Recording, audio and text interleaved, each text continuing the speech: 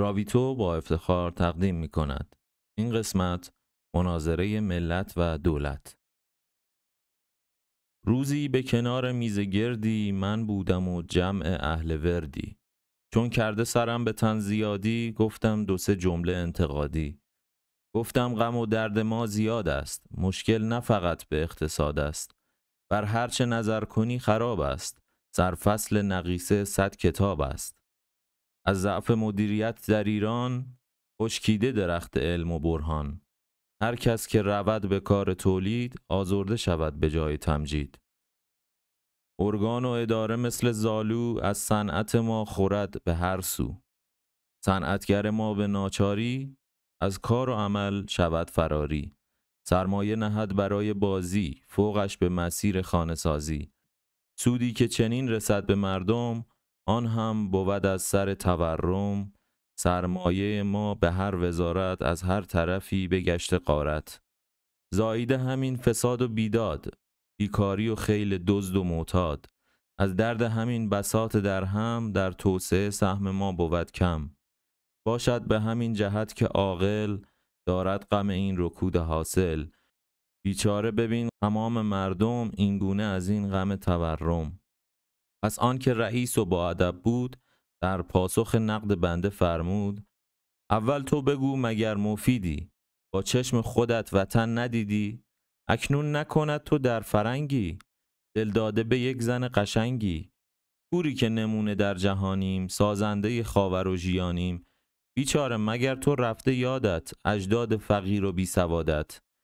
بودش پدرت به خرسواری، می برده اساس خود به گاری.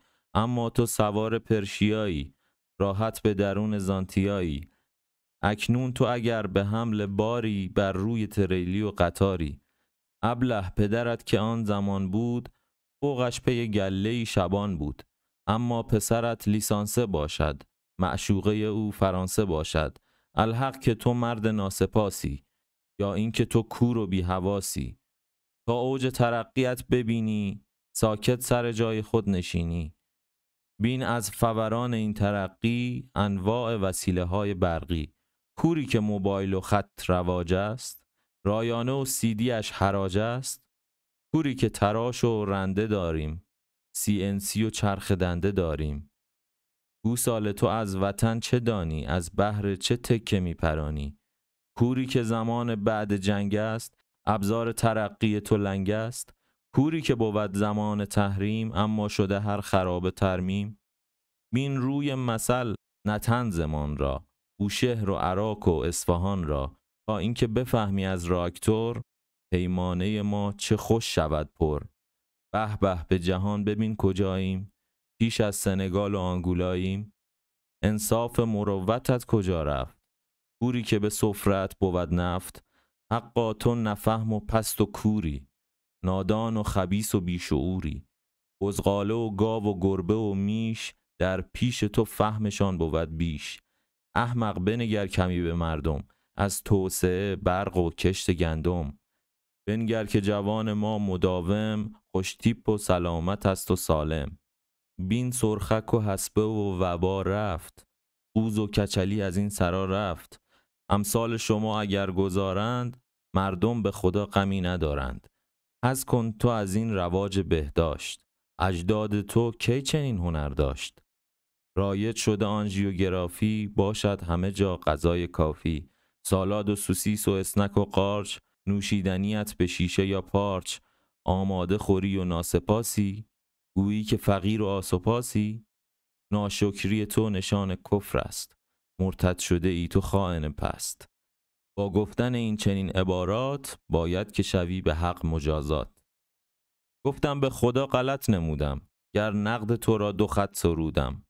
من بر تو کنم عریضه تقدیم، باشم به دلایل تو تسلیم. از من بگذر شدم پشیمان، بین توبه نمودم مسلمان. چون دردسر و خطر نجویم، پس نقد کسی دگر نگویم. اما تو بگو اگر چنین است، آیا وطن تو بهترین است؟ آیا تو فقط به جت سواری، ماشین و قطار و پنکه داری؟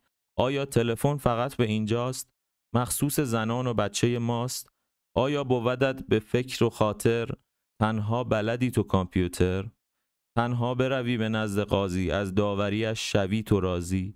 یک لحظه پیاده شو بیندیش، بیهوده نزن به جان من نیش. بر بنده مگو وطن چطور است، یا کشور دیگری به جور است. نسبی بنگر ترقی خیش، در نسبت تو کجا تویی پیش. خود گو که تو لایق همینی، یا لایق وضع بهترینی. قطعاً بله این وطن جلو رفت، اما تو بگو از این همه نفت این حد ترقی تو کافی است، یا صحبت بنده یاوه بافی است. در توسعه زد جلو به خوبی همسایه ساحل جنوبی. یادت نرود که او ملخ خورد روزی که سگ تو آب یخ خورد. اکنون بنگر قیافه گیرد، هم صحبتیت نمیپذیرد. با فیس و ادا به صحنه آید، تحقیر و شماتتت نماید. کو حشمت و کوروش و خشایار، کو نادر و عصر قبل قاجار. کو آن همه فخر و سربلندی، کو خدمت پادشاه زندی. کو فکر بلند شاه آگاه، کو هیبت و خدمت رضا شاه. آنان که سوار زانتی آیند، دارای تنوع غذایند. چند درصد کل مردمانند، چند درصدشان رضا به نانند. آمار و حسابشان نداری، تا اشک غمی به گونه باری. سیری خبر از گرسنه‌ات نیست، نوشابه زدی که تشنه‌ات نیست. یک سر به محله های ما زن، سیران محله را صدا زن. گر جمله جوابتان بدادند، فکرت نبود که سیر و شادند. این خیل جماعتی که بینی، دارد غم آبروی دینی. خواهد نشود کسی خبردار، در سفره نبوده نان به افطار. آن سرخی گونه جای سیلی است، جز خاطر درد آبرو نیست. امیدوارم که دوست داشته باشین. راویتو.